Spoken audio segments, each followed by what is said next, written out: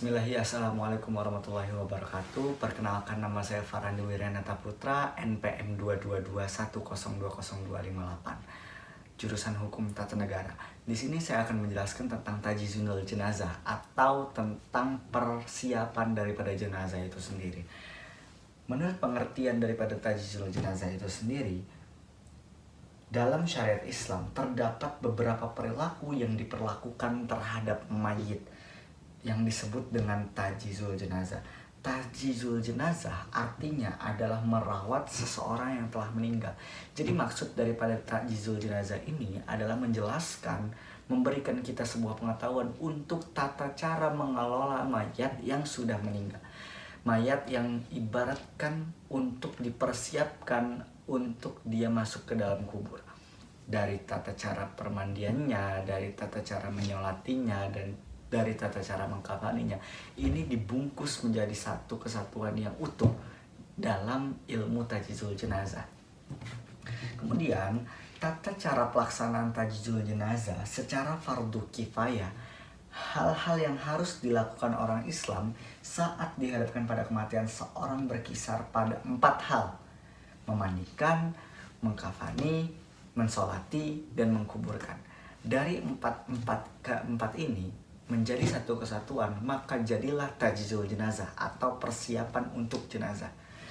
Adapun yang berkewajiban melakukan proses perawatan ini adalah wali mayit. Yang maksud daripada wali adalah orang yang mempunyai tanggungan terhadap mayit. Jika kita menelaah daripada katanya wali mayit, berarti wali ini adalah orang yang bertanggung jawab, orang yang memiliki tanggungan kepada mayit itu. Kemudian, dan juga setiap orang yang mengetahui kematiannya atau menyangka kematiannya. Untuk orang-orang yang terkontribusi atas ini, maka itu bisa disebut dengan orang yang bisa memproses jenazah itu. Kemudian ada 4 cara, ada 4 hal yang berkisar di dalam tajhizul jenazah. Yang pertama ini adalah memandikan mayit. Ini sunnah dipercepat. Bahkan bila dikhawatirkan tubuh mayit akan segera rusak atau busuk, maka mempercepat memandikan mayit hukumnya adalah wajib. Jika kita melama-lamakan, jika kita mengulur-ulur waktu untuk memandikan sejenazah, maka jatuhnya makruh. Kenapa? Karena ditakutkan membusuk jenazah itu. Adapun perinciannya adalah, pertama daripada segi memandikan itu, pertama adalah tempat memandikan. Tempat memandikan ini, dalam memandikan mayit disunahkan mencari tempat yang sepi dan dalam keadaan tertutup, yang artinya aman dari pandangan mata. Lebih utama dilakukan di bawah atap yang tidak ada celah dinding untuk mengintip. Jadi gunanya daripada di sini adalah untuk menjaga aib daripada si mayit itu. Maka diusahakan tempatnya adalah tempat yang tertutup. Kemudian air untuk memandikannya, air yang digunakan untuk memandikan adalah air yang mutlak. Air mutlak suci dan mensucikan. Yang dianjurkan menggunakan air asin atau air laut yang dingin, sebab dapat mengawetkan badan mayit serta memperlambat proses pembusukan. Kemudian selanjutnya orang yang memandikan. Yang ketiga, orang yang memandikan. Secara umum bila mayitnya laki-laki, maka yang memandikan juga laki-laki, dan sebaliknya. Jika mayitnya perempuan, maka yang memandikan adalah perempuan juga. Kemudian 3 orang memangku mayit. Ini tata cara orang yang memandikan ya. Ada beberapa bagian. Yang pertama, 3 orang memangku mayit. Yang kedua, 4 yang lainnya adalah ada yang menggook tubuh mayit, ada yang menyiram tubuh mayit, dan ada yang membantu menyediakan hal-hal yang diperlukan saat proses memandikan. Kemudian yang selanjutnya adalah tata cara memandikan. Tata cara memandikan ini ada beberapa macam. Ada beberapa tahap. Yang pertama, bersihkan terlebih dahulu najis-najisnya yang melekat pada tubuh mayit. Kemudian yang kedua, mayit ditutup dengan kain tipis. Yang ketiga, mayit diposisikan duduk agak condong ke belakang. Punggungnya disandarkan pada lutut kanannya orang yang memandikan. Pundaknya dipegang dengan tangan kanan, serta leher belakangnya ini yang ditahan dengan ibu jari tangan kanan ini. Nah, kemudian sementara tangan kiri yang memandikan memijat perut mayit berulang-ulang sambil menekan untuk mengeluarkan kotoran yang ada di dalam perut. Kemudian siramlah kotoran itu hingga bersih. Jadi dikebawahiin sambil tahan dikebawahiin gitu. Kemudian Selanjutnya mayit ditidurkan dalam keadaan telentang untuk dibersihkan kubul dan duburnya. Kemudian bersihkan daerah sekitar dubur dan kubul dengan tangan kiri yang dibungkus dengan kain atau sarung tangan. Yang keenam, lepaskan sarung tangan, kemudian bersihkan giginya dengan menggunakan jari telunjuk. Tetapi mulut jangan dibuka terlalu lebar karena khawatir kemasukan air yang dapat mempercepat proses pembusukan. Kemudian yang ketujuh, mayit kemudian diberi wudu sebagaimana wudunya orang hidup. Yang kedelapan, setelah diwudu, kepala dan jenggotnya disiram dengan air sabun atau sampo dan disisir dengan pelan-pelan. Kemudian seluruh tubuh mayat disiram dan dianjurkan dimulai dari sisi kanan, kemudian lanjutkan dengan anggota tubuh sebelah kiri. Yang ke-10, kemudian mayit disiram dengan air bersih dari kepala sampai ujung kaki untuk menghilangkan sabun yang ada di tubuh mayit. Yang ke-11, ulangi memandikan seperti di atas sampai 3 kali. Pada saat basuhan ketiga, inilah orang yang memandikan disunahkan niat memandikan jenazah. Yang ke-12, mayit diperiksa, khawatir ada najis yang keluar dari mayit. Bila memang mayit mengeluarkan benda najis, maka cukup dibersihkan najisnya saja tanpa harus mengulang mandinya dan wudunya. Kemudian ada keharaman dalam melakukan proses memandikan mayit ini. Yang pertama, selama memandikan mayit haram melihat aurat mayit. Untuk selain aurat sunnah tidak melihat kecuali dibutuhkan. Kedua, selama memandikan mayit disunahkan menutup wajahnya dengan kain. Ketiga, niat dalam memandikan mayit hukumnya sunnah. Sekalipun memandikannya itu dihukumi wajib, sebaiknya niat dalam wudu hukumnya wajib, namun wudunya itu dihukumi sunnah. Mengkafani. Proses kedua adalah membungkus atau mengkafani dengan perincian. Pertama, jenis kain kafan yang pastinya berwarna putih. Kedua, ukuran kain kafan. Minimal 1 lembar kain yang dapat menutupi anggota tubuh mayit. Batas maksimal adalah 3 lapis, dan yang ini lebih utama. Jika ingin ditambah, maka boleh dengan komis dan sorban dengan perincian sebagai berikut. Pertama, bila mayitnya laki-laki, maka boleh dibungkus dengan 5 kain terdiri dari 3 lembar kain ditambah komis dan sorban. Kedua, bila mayitnya perempuan, maka 5 lembar terdiri dari 2 lembar kain ditambah komis, kerudung, dan jarik atau samper madura. Nah, kemudian yang ketiga adalah cara mengkafani. Kain di pasaran yang ukuran lebar 92 cm, ada yang 140 cm. Untuk mempermudah, maka bila mayit bertumbuh kecil, maka menggunakan yang berukuran 92 cm. Bila dewasa, maka menggunakan yang berukuran 140 cm. Bila ingin membungkus sampai 5 lembar kain kafan bagi ukuran standar orang Indonesia, kira-kira membutuhkan kain sepanjang 11 meter. Kain dipotong menjadi 3 lembar, panjang yang mengukur tinggi mayit, kemudian ditambah lebih dari 50 cm.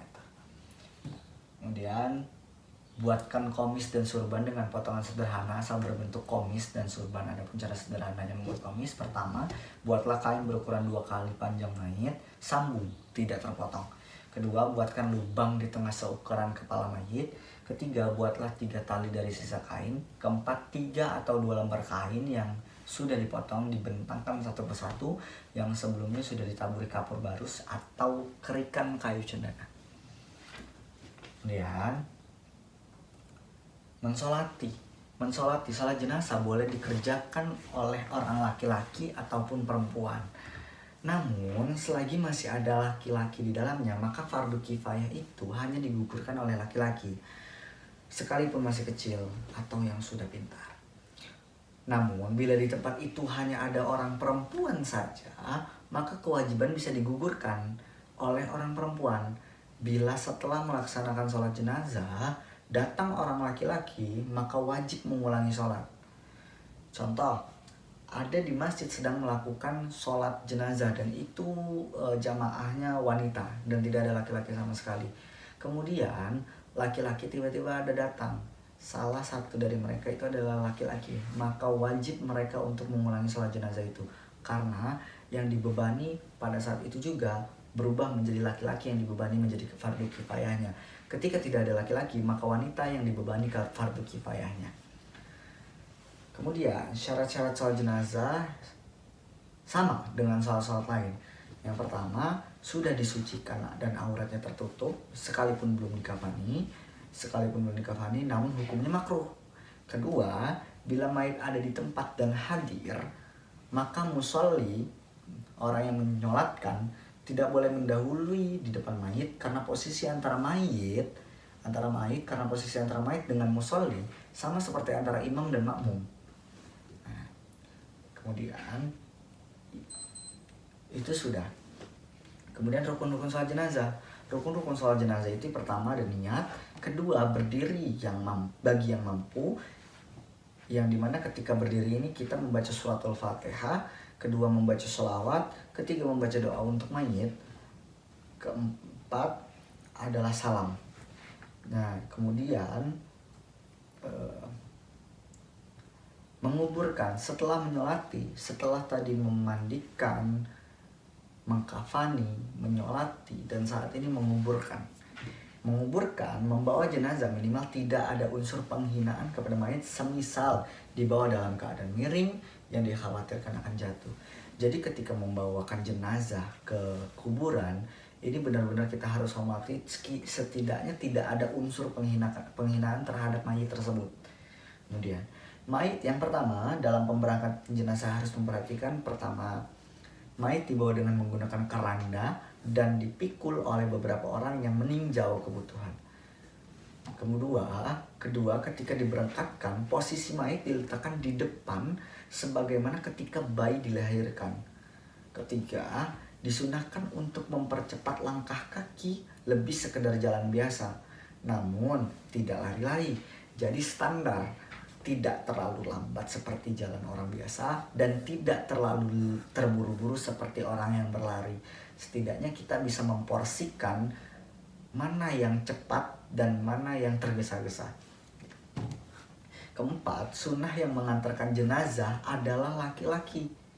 Sunnahnya adalah laki-laki dan makruh hukumnya bagi perempuan untuk mengantarkan jenazah. Kemudian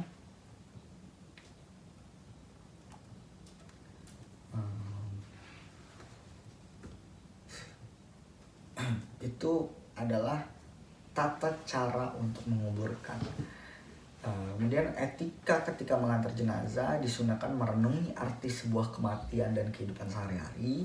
Kedua, berjalan di depan jenazah dan di dekatnya sekiranya ketika menoleh bisa melihat jenazah.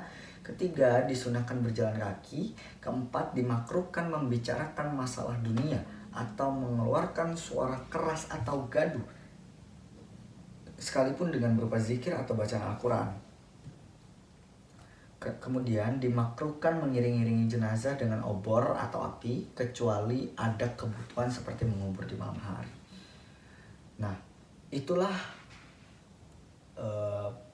penjelasan tentang tajhizul jenazah yang terdiri atas memandikan, mengkafani, menyolati, dan menguburkan. Ini dirangkum menjadi satu kesatuan sehingga timbullah tajhizul jenazah, atau yang bisa dibilang persiapan untuk seorang jenazah, persiapan untuk seorang mayit. Untuk apa? Untuk melakukan penguburan, untuk sistem penguburan, untuk sistem menguburkan orang yang sudah mati itu. Maka adanya tajhizul jenazah untuk mengkonsep semua tata cara mengubur, tata cara seperti apa sih ketika orang mati, ketika si mayit ini, apa yang akan kita lakukan. Maka dari tajhizul jenazah kita bisa menilai bahwasanya tajhizul jenazah merangkum untuk menjadi satu kesatuan yang utuh, untuk memberikan kita ilmu tentang konsep seperti apa sih tajhizul jenazah kepada mayit. Cara pengaplikasiannya seperti apa. Nah, itulah yang sudah saya paparkan sedikitnya, yang insya Allah bermanfaat. Kurang lebihnya mohon maaf jika ada kesalahan datangnya dari saya pribadi, jika ada kebenaran datangnya dari Allah Subhanahu wa Ta'ala. Billahi taufiq wal hidayah. Wassalamualaikum warahmatullahi wabarakatuh.